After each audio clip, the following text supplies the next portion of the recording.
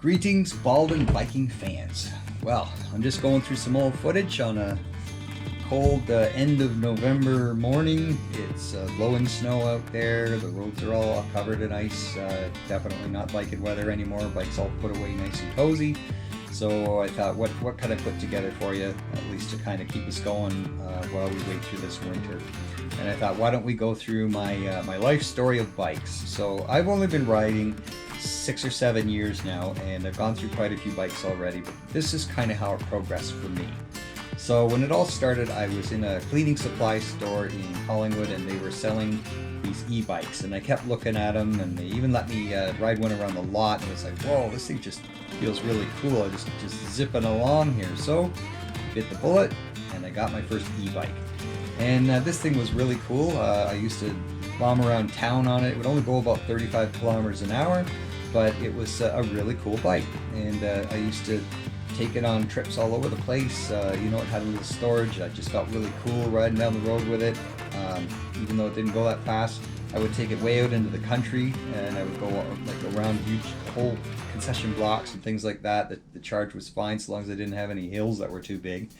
And it was great for these country rides on a nice sunny afternoon. It was perfectly smooth and quiet. But eventually, it was time to upgrade. I really wanted to get some more speed and some more range. So I went to a 150cc Kimco scooter. I saw this scooter for sale, and now with this one, it's like, well, now you're going to need a motorcycle license. And so I said, okay, that's it. I'm just going to get a motorcycle license. And I got the license, and I got this scooter, and now I was on something motorized.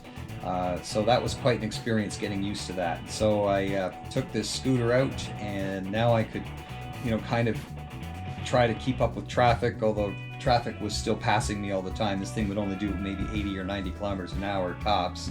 But at least I could go up hills, and I could fly around, and I could ride normally.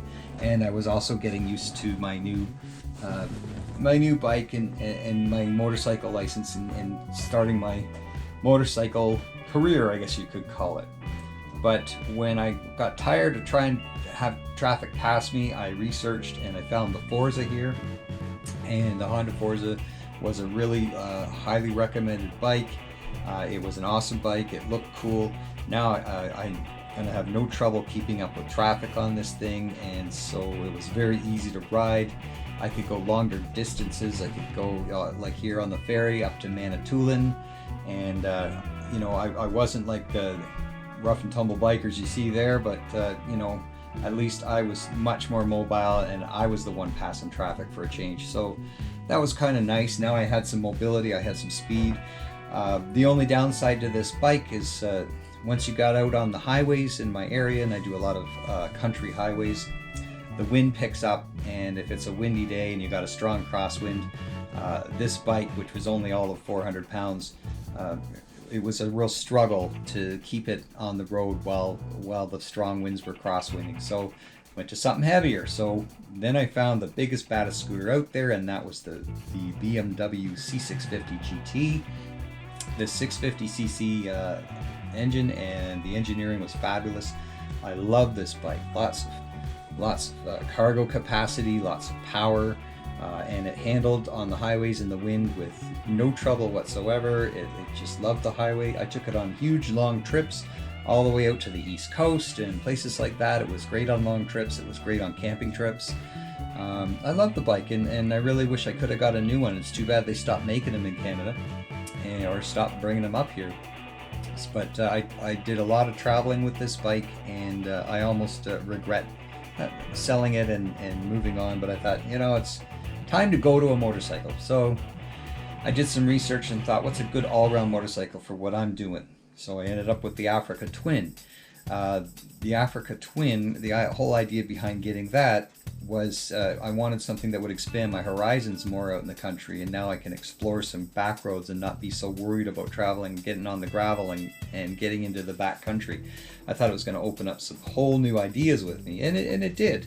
But I also took it on some long trips, and it did really well on the long trips as well. I've still got the Africa Twin today, and I've taken it on the off-road quite a bit. I've done some off-road riding with it. it's not, I don't know if it's really my thing, the off-roading. Maybe I'm too old to start getting into that, but I did do some with it just to see what it would do, and it was fun. So now we're looking at maybe an NT 1100 as the next bike, because it's basically an Africa Twin that's designed for sport touring and riding on the highways and doing my long highway trips that I love to do.